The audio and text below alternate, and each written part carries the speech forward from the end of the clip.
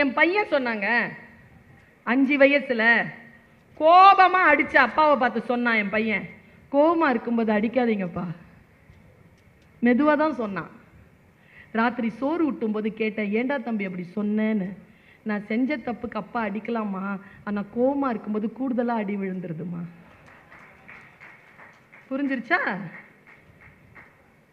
ஒரு ஞானம் சாதாரணமாகத்தான் வந்து சேரும், ஆர்ப்பாட்டமாக எல்லாம் வந்து சேராது.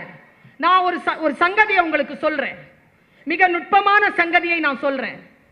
அடுத்தவர்கள் சொல்கிறார்கள் என்பதற்காக அல்ல, நமக்கான ஆழமான புத்தியை வைத்துக்கொண்டு வடிகட்டி தான் அந்த கருத்துக்களை நாம் ஏற்றுக்கொண்டாக வேண்டும்.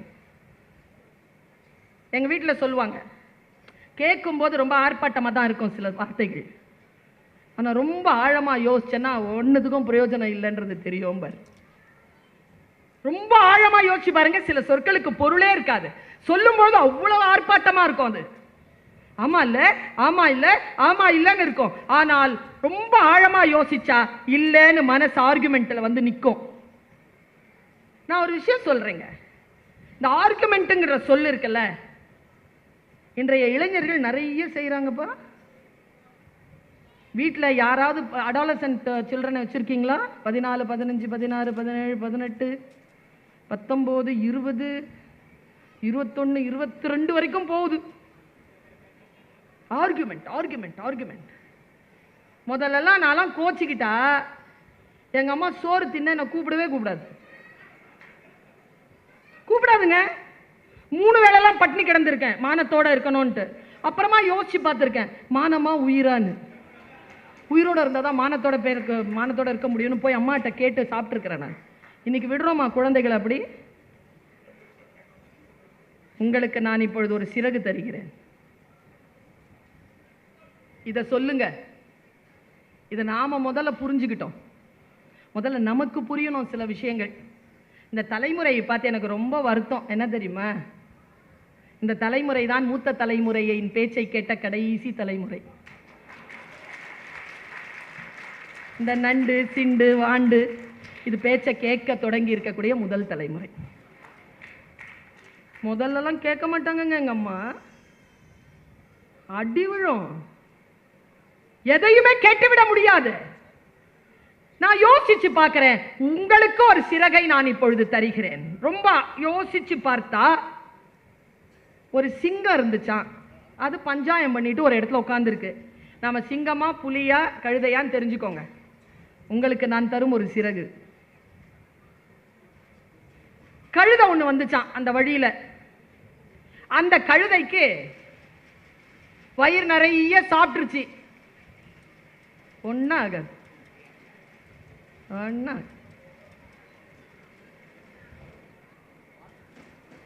அவ்வளவுதான்.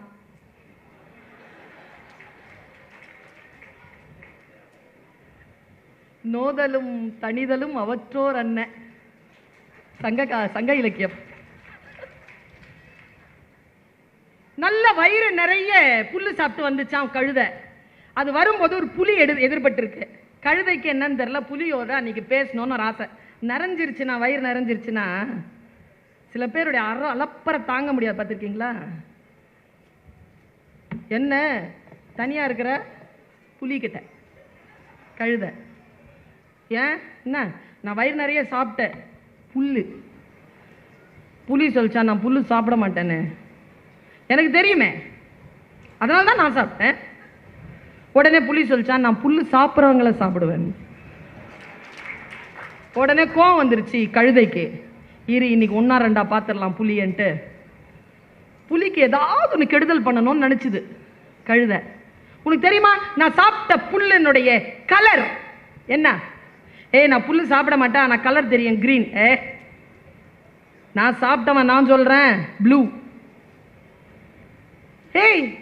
என்ன ப்ளூங்கிற? ப்ளூ தான், உனக்கு அறிவில்ல, பேர் தான் புலி.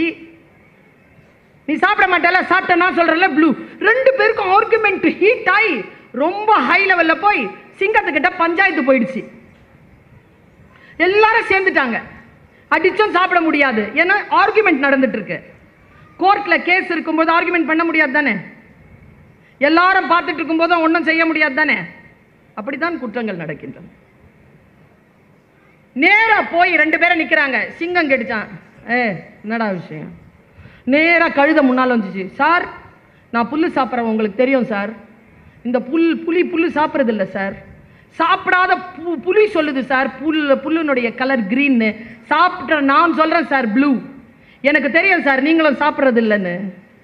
இப்போ சொல்லுங்க சார், நான் கரெக்டா அவன் கரெக்டான்னு?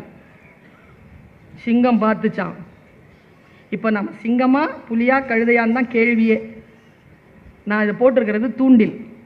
நீங்க எங்க சிக்கிறீங்கன்னு பாருங்க. நான் சிக்கிக்கொண்டேன், ஆனால் நான் தெளிவானேன். நீங்களும் சிக்கிக்கொண்டு தெளிவாகுங்கள்.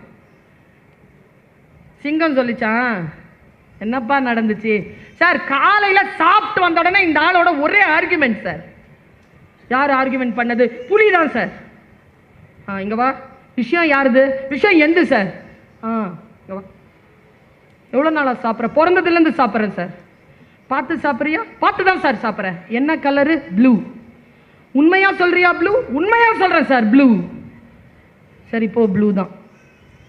ஓ சார், இந்த புலிக்கு ஏதாவது தண்டனை கொடுங்க சார். இரு, இங்க வா. நீ புலி சாப்பிடுவியா? அவன் சாப்பிட்றவன் சொல்றான்ல ப்ளூன்னு. சார் உங்களுக்கு தெரியாதா சார் அது கிரீன்னு? அவன மாதிரியே நீ இன்னிலிருந்து 5 மாசம் நீ பேசக்கூடாது. இதான் தண்டனை, போ. கழுத துள்ளி குச்சிட்டு வெளில ஓடிடுச்சு. புலி சொல்லிச்சான், உன் தண்டனையை நான் ஏத்துக்கிறேன், ஆனா ஒரே ஒரு டவுட்டு, ஏன் இந்த தண்டனை எனக்கு கொடுத்தேன்னு மட்டும் சொல்ல. புலி கேட்டதற்கு சிங்கம் சொன்னது, உனக்கு தண்டனை கொடுத்தது எதற்கு தெரியுமா? நீ அறிவார்ந்த மிருகம். மனிதர்கள் கூட கணக்கு சிரமமான ஒரு சப்ஜெக்ட், அதை சூப்பரா பண்றவங்களுக்கு புலின்னு தான் பேரு. அவன் கணக்குல புலிம்பாங்க.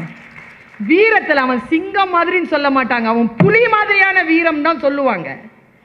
நந்தி கலம்பகத்தில் கூட நந்திவர்மனுடைய வீரம் புலியிடம் சேர்ந்தது என்றுதான் எழுதுவார் ஆசிரியர். புலி வீரம், வீரத்திற்கு நீ பெயர் போனவன். உனக்கு ஏன் தண்டனை தெரியுமா? கழுதையோட ஆர்குமெண்ட் பண்ணல, அதுக்குதான். சொல்லிட்டு சிங்கம் சொல்லிச்சா, இதுதான் இன்னைக்கு நாம எல்லாரும் தெரிஞ்சிட்டு போக வேண்டிய விஷயம். நான் தருவது சிறகு, முடிந்தால் பறந்து கொள்ளுங்கள். கழுதைன்னு ஏன் தெரியுமா அதுக்கு பேர் வந்துச்சு? எந்த கழுதையும் எந்த அறிவுரையையும் ஏத்துக்காது. 2வது பாயிண்ட், தான் எது சரின்னு நினைக்கிறோமோ அதை தான் செய்யும். நீ திருத்த வந்தன்னு வச்சுக்கோ, உனக்கே தண்டனை வாங்கி கொடுத்துரும், நம்மளை குற்றவாளி ஆக்கிட்டு போயிடும். அதுக்கு பேர் தான் கழுதை. அதனால் நாம் கழுதையா புலியா சிங்கமா என்று நாம் முடிவு செய்து கொள்ள வேண்டும் என்று நான் ஒரு புத்தகத்தில் படித்தேன். இதோ அந்த பக்கத்திற்கான அந்த பக்கத்தை இப்படி விடுகிறேன், நீங்கள் சிறகாக மாற்றிக்கொள்ளுங்கள். வாழ்க்கை நமக்கு சில விஷயங்களை கற்றுத் தருகிறது. நான் ஒரு விஷயம் சொல்லவா? என்னுடைய வாழ்க்கையில நான் பேச்சாளராக இருக்கிறேன்ல, என் பேச்சாளராக நான் பேசிட்டு இருக்கும்போது ஈரோட்ல நடந்த ஒரு குரூப்ல ஒரு கூட்டத்தில் ஒரு அம்மா வந்து தான் குழந்தைய வச்சுக்கிட்டு என்கிட்ட வந்து ஆசீர்வாதம் கொடுங்க ஆசீர்வாதம் கொடுங்கன்னுச்சு. என்னன்னு கேட்டேன். உங்களை மாதிரியே பேசணும்னுச்சு. அவங்களுக்கு நான் சொன்ன பதில் என்ன தெரியுமா? நான் தான் என்ன மாதிரி பேசுறேன் தானே, நான் தான் என்ன மாதிரி பேசிட்டு இருக்கேன்ல, உங்க பாப்பா எதுக்கு என்ன மாதிரி பேசணும்? அது மாதிரி பேசிட்டோம். இந்த உலகம் என்னை ஏற்றுக்கொண்டது போல் உங்கள் குழந்தை ஏற்றுக்கொள்ளாதா? அவரவர்கள் தனித்திறமை பெற்றவர்கள். தனித்திறமை பெற்றதுதான் நம்முடைய அனைத்து பெயர்களினுடைய ஆகப்பெரிய வரம். யாரை போலவோ நாம் மாற வேண்டிய அவசியம் கிடையாது. யாரை போலவும் நாம் மாற வேண்டும் என்றால் அதை விட மிகப்பெரிய அவமானம் ஒரு மனிதனுக்கு வேறு கிடையாது. ஏனென்றால் we are all unique. இறைவன் பூமியில் குப்பைகளை எறிவதே கிடையாது. நான் ராமாயணத்தையும் மகாபாரதத்தையும் வாசிப்பவள். அதனுடைய அரசியல் எல்லை கடந்து அதற்குள்ளாக இருக்கக்கூடிய அந்த நஞ்சையும் அமிழ்தையும் கடைந்து குடிக்கின்ற அந்த மேருமலையை போல, அந்த வாசுகி பாம்பை போல கடைந்து கொண்டிருப்பவள் நான். ஒரு செய்தியை இன்னைக்கு நான் உங்களுக்கு கடத்திட்டு போறேன். எத்தனை பேருக்கு அது மனசுல படுதுன்னு தெரியல. நான் என்ன புரிந்து கொண்டேனோ அது அப்படியே கடத்தணும்ன்ற பேராசையில நின்றுகிட்டு இருக்கேன். நான் என்ன நினைத்தேனோ அதை அப்படியே நீங்கள் புரிந்து கொள்ள வேண்டும் என்கின்ற பிரார்த்தனையோடு இது சொல்றேன். ராமாயணத்துல மொத்தம் 4 பேருங்க, அண்ணன் தம்பிங்க. யாருக்காவது பேர் தெரியுமா?